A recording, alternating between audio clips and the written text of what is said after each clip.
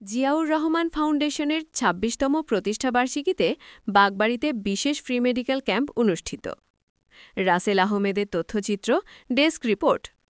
জিয়াউর রহমান ফাউন্ডেশনের ২৬তম প্রতিষ্ঠাবার্ষিকী উপলক্ষে বগুড়ার গাবতলীর বাগবাড়িতে অনুষ্ঠিত হয়েছে এক বিশেষ ফ্রি মেডিকেল ক্যাম্প ও স্বাস্থ্যসেবা কার্যক্রম। শনিবার সকালে শহীদ জিয়া ডিগ্রি কলেজ মাঠে এই কর্মসূচির উদ্বোধন করা হয়।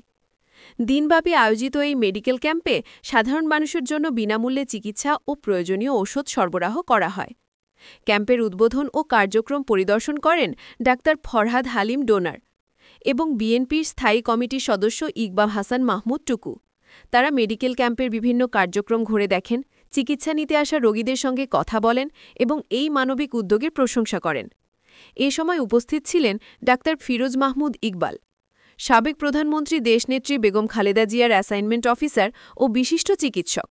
এছাড়াও ছিলেন আলহাজ ডাক্তার আশিক মাহমুদ ইকবাল, যিনি বগুড়া জেলা বিএনপির স্বাস্থ্য বিষয়ক সম্পাদক এবং শিবগঞ্জ উপজেলা বিএনপির সিনিয়র সহসভাপতি।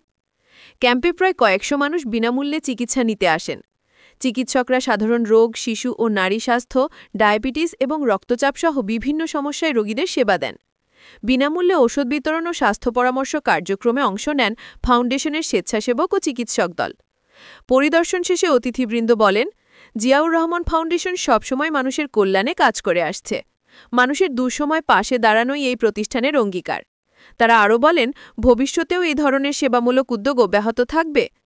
উল্লেখ্য, দীর্ঘদিন ধরে জিয়াউর রহমান ফাউন্ডেশন সারা দেশে স্বাস্থ্য, শিক্ষা ও মানব কল্যাণমূলক বিভিন্ন কর্মসূচি পরিচালনা করছে।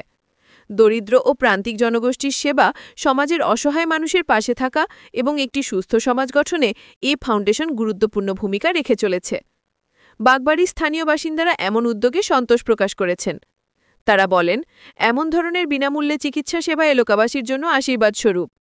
ভবিষ্যতেও যেন এ ধরনের কার্যক্রম অব্যাহত থাকে, এমন প্রত্যাশা ব্যক্ত করেছেন তারা। মানবতার কল্যাণে নিবেদিত জিয়াউর রহমান ফাউন্ডেশনের এই কার্যক্রম একটি সহানুভূতিশীল সমাজ গঠনের নতুন অনুপ্রেরণা যোগাবে, এমনটাই মনে করছেন সংশ্লিষ্টরা।